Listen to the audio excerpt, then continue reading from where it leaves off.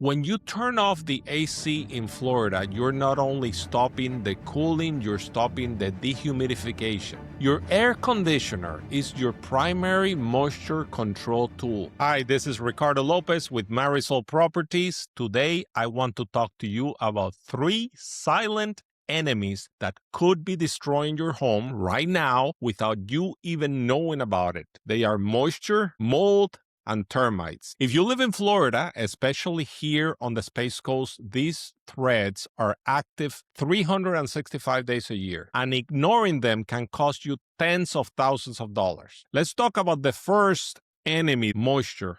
Everything starts with water. Without excess moisture, there's no mold. Without moisture, termites struggle to establish themselves. Without moisture, wood doesn't rot. Here in Florida, indoor humidity in many homes regularly exceeds 60%, especially in closets, bathrooms, laundry rooms, garages. According to the Florida Department of Health, controlling moisture is the key to stopping mold growth indoors.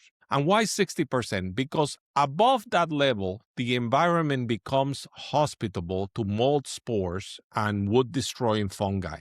Now, there's something I see constantly as a broker. People move out before selling and leave the house empty. Or they go on vacation or they inherit a house that has been closed for months. Anyway, with it empty, the first thing they do is they try to save money by turning off the air conditioner completely. Or they set the thermostat to 85 degrees. That is a huge mistake. When you turn off the AC in Florida, you're not only stopping the cooling, you're stopping the dehumidification. Your air conditioner is your primary moisture control tool. It works like a dehumidifier. The air passes over the coils, condensation forms, and water exits through the drain line. Without that running, indoor humidity can spike up to 70, 80, even 90% in a matter of days. Stagnant air creates microclimates behind furniture, inside closets, behind cabinets, places where mold starts growing silently. Even the AC ducts, coils, and the filters themselves become breeding grounds for mold. My recommendation is clear. If you are leaving a house empty, even for a week, never turn off the air conditioner completely. Set the thermostat between 78 and 80 degrees. Yeah, you'll pay more in the electric bill, but trust me, that bill is a fraction of what it would cost to remediate a whole house mold problem.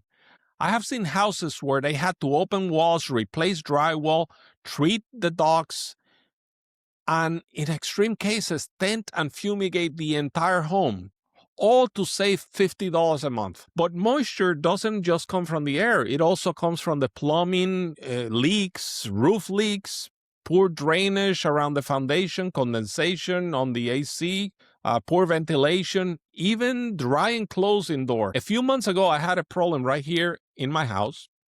I was sitting right here in my office when I looked down and I noticed that water is coming up through the cracks in the laminate flooring. We had to pull everything out. The walls behind my desk were wet. The issue was that when the house was built, the office floor level ended up being below the ground outside. The slope of the terrain outside was directing the water towards the house instead of away from the house like it should be. On top of that, the sprinkler system was spraying directly on the wall. The water entered through the foundation. I had a contractor dig a trench. They had to seal the concrete. They had to redo the stucco, and my landscaper came in and he brought soil and they did a regrading of the whole terrain. Another crew had to come inside and they opened the drywall. They had to treat the mold that was already growing there. It cost like $4,000 to do this. Here's a key number. Wood needs moisture content of about 27% for rot-causing fungi to start growing. In a Florida home with poor ventilation or an unrepaired leak, that level is reached very quickly. And once damage starts, it can spread silently for months or even years before it visually becomes noticeable. One thing that makes our area unique is how homes are built. Many houses here in the Space Coast in fact, all around Florida, they are built on concrete slab. That's a slab on grade. There's no basement, no crawl space. The homes sit directly on the ground. That has an advantage. It's less pest access from below. It's less risk of structural settling and lowers the construction cost. But it also means moisture enters a different way. It enters through the walls, through the joints, the plumbing, penetrations through the slab, condensation of the AC ducts. The exception is a mobile home or a manufactured home, which they do have a space underneath, and that requires additional care. Now, let's talk about wood-destroying organisms, what the industry calls WDOs. In Florida, we deal mainly with 3 types of termites. There's the subterranean termites. They are the most common and destructive throughout the world. They live in the ground, in underground colonies that can extend an acre or more beneath the house. They build mud tubes. Those are little tunnels that sometimes you see in the exterior of the wall or foundations to travel from the soil to your wood without exposure to the air. I guess they're pretty smart, those termites. Within this group, there are 2 species that matter the most. There's the eastern subterranean termite, which is the most common in Florida. That one has colonies of hundreds of thousands. They are aggressive, but manageable with standard soil treatments. The Formosan subterranean termite is a nightmare. They are originally from China. It's one of the most destructive termite species on the planet. A single Formosan colony can have millions of individuals and consume enormous amounts of wood very fast. They are much more aggressive than the native species. They can establish satellite colonies above ground if there is enough moisture and are extremely difficult to eradicate. According to a 2025 University of Florida study, Formosan termites are expanding across the state faster than scientists predicted. There was an approximately 87% increase in subterranean termite captures in Central Florida compared to the prior year. Exterminators in our area are reporting a dramatic rise in Formosan swarm calls. This needs to be on your radar. Now, drywood termites don't need soil. They don't need that contact with the soil because they are not subterranean. They live directly inside the wood. They live inside the dry wood, in furniture, in door frames, in window frames, in beams. They are slower in their damage, but they have smaller colonies as well. They are insidious because you don't need a moisture problem to have them. Treating them is different. While subterraneans are controlled with soil barriers and bait systems, dry wood require localized injections directly into the infested wood. And in severe cases, full fumigation, tenting the whole house, introducing toxic gas. You would have to spend 2 or 3 days elsewhere. Just a month ago, a client of mine was under contract on a townhouse, and during the inspection, we found evidence of drywood termites in the garage and in a closet inside. They wanted the house. I recommended they walk away, but it's something that was difficult for them because they were in love with this townhouse. But they had to, because you don't know what was going on there. And, there were other units connected to this townhouse. You would need to be tenting the whole building in order to take care of that problem. So you got to be careful with that. Now, damp wood termites only attack wood that is already wet and decaying. They are less common in structures, but if you have them, it's a clear sign that you have a moisture problem that you need to solve. Now, why are termites so difficult to eliminate? Subterranean termites can forage up to 300 feet from their colony. The colony attacking your house might be in the neighbor's yard, under the street, in a nearby tree. Formosans are worse. They can establish satellite colonies, as I said before, in attics and walls, wherever there's sufficient moisture. Bait stations work well, but require patience. And fumigation for drywood termites does nothing against subterraneans. They are two completely different problems requiring different solutions. You can have both simultaneously in the same house. Now let's talk about mold. Mold is a fungus. There are tens of thousands of species, and spores are everywhere. In the air we breathe, indoors, outdoors. In small amounts, it's not a problem. But when they find moisture and an organic surface to feed on, like paper or cardboard or wood or drywall, even dust that is on top of furniture, they grow and they multiply. Beyond property damage, mold poses a real health risk, especially with people with allergies, asthma, chronic respiratory conditions, or compromised immune systems. Also, for older adults and young children, studies published in the International Journals of Hygiene and Environmental Health show that mold exposure in the home increases the risk of children developing asthma. Common symptoms include persistent cough, wheezing, nasal congestion, skin and eye irritation, headaches, and fatigue. Now, prolonged exposure, especially to what is called the toxic black mold, has been linked to lung inflammation, cognitive difficulties, mood changes, and worsened asthma. As a broker, I need to tell you something important about disclosure. In Florida, there's no specific law requiring sellers to disclose mold by name, but it does fall under the broader legal framework of the Supreme Court 1985 decision in Johnson versus Dave.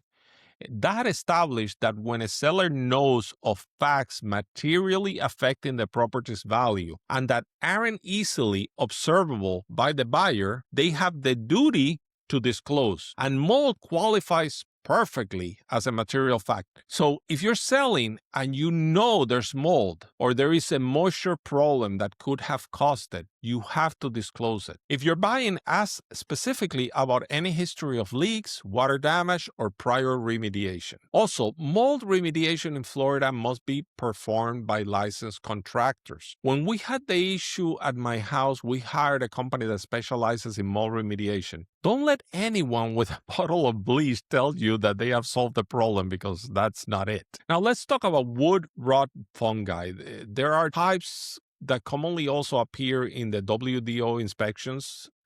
There is brown rot, which is the most common in structures and makes the wood brittle and crumbly. And there's white rot, which breaks down the lignin and gives wood a pale, fibrous appearance. Now, both need moisture. They need a content of above 27% and temperatures between 50 and 90 degrees. These are conditions that we have here all year round. The good news is if you eliminate the moisture, then you're going to eliminate the problem, because that lets the wood dry and the fungus cannot spread any longer. So the solution is to take care of the moisture. The bad news is if they already damaged the wood, you're going to have structural issues and the wood needs to be replaced. Now let's talk about your action plan. This is what needs to be done. This is a practical guide things that I would recommend for you. Number one, of course, is to control the indoor moisture. Keep the indoor humidity between 45 and 55%. Consider a dehumidifier in problem areas. Use exhaust fans in the bathrooms. Make sure those are working. In the kitchen, laundry room, make sure they vent outside, not into the attic. I see that very often, that you have a fan in the bathroom and it's venting to the attic. That causes all the humidity to go to the attic, and the problem is now there. Never dry close indoors without proper ventilation. Open a window. Check your AC condensation lines. If the drain clogs, water overflows inside walls where you don't see it, and then you start having mold problems and the mold start growing. Manage the exterior water. Clean the gutters and the downspouts regularly. Make sure the downspouts discharge at least 3 or 4 feet from the foundation. Verify that the ground slopes away from the house, and keep vegetation trimmed and at least a foot from the exterior walls. I see so many people that have, bushes right against the wall. That is not good because the moisture forms there. Now, for slab homes, which is most of Brevard, check for cracks in the slab. Inspect seals around the plumbing penetrations. Keep weep holes. Those are small gaps at the base of the brick walls. Keep them clear. Maintain at least 6 to 8 inches of visible foundation between the ground and your siding. Now, for mobile or manufactured homes, install a vapor barrier covering the soil underneath. Ensure that the skirting around the mobile home has the proper ventilation. Check regularly for standing water, wet insulation, or early mold signs underneath the mobile home. These homes are also vulnerable to termites because some of them have wooden posts that are contacting the ground, touching the ground directly. Eliminate termite food sources. Keep firewood and lumber at least 18 inches from the foundation. Don't use mulch against the house. It retains moisture and feeds termites. Ensure at least 6 to 8 inches of foundation showing between the soil and the siding. Check that foam insulation at the base isn't touching the ground because the termites use the insulation to climb up. Now, schedule professional inspections if you get a chance. A WDO inspection from a licensed Florida pest control company can give you information, especially if you're buying. I always recommend it during an inspection period. It costs like $125, but can save you a major headache. If you have an active termite protection contract, keep the payments current. If you find mold over 10 square feet, hire a professional. Don't go trying to take care of that yourself. After hurricanes and storms, inspect the roof, the exterior walls, the flashing. All of that is important to take a look at after the storm. Dry any wet areas 24 to 48 hours. After that, mold can take hold, so make sure everything is dry. For mobile homes checked underneath for standing water, document everything in case you have to do an insurance claim. Now, there's 3 signs before we wrap up that I want to talk about. These are 3 things that if you're considering buying a house or if you're evaluating your own house, take a look at these 3 things. The first sign is the smell. If you walk into a house and it smells damp, musty, mildewy, there's a problem. Mold has a distinct earthy odor. Don't ignore it. Where there's a smell, there is usually mold, and if you can't see it, it may be there somewhere. Now, the second sign that I always look when we look at houses, look for stains. Look for dark stains on the walls, on the ceilings, the baseboards. These are concerns. Sometimes they're yellowish, brown stains. Now, they could, if you look at the ceiling, it could mean there's water intrusion. Paint that peels and blisters signals moisture behind the wall. And the third sign is soft wood. Actually touch the wood. Press the baseboards, the window frames, the floors. Use a screwdriver. If it sinks into the wood is soft. That means there's rot. Healthy wood resists. You wouldn't be able to press a screwdriver into it. Damaged wood gives way. Remember, here on the Space Coast, moisture isn't an occasional nuisance. It's a constant presence, but with knowledge, regular maintenance, and professional help when needed, you can protect your home and your investment. If you have questions about buying or selling a home in Brevard County, or if you would like a complimentary evaluation of your property, give me a call, 321-608-0400, or visit us at marisolproperties.com. Thank you so much for watching. I'll catch you on the next one.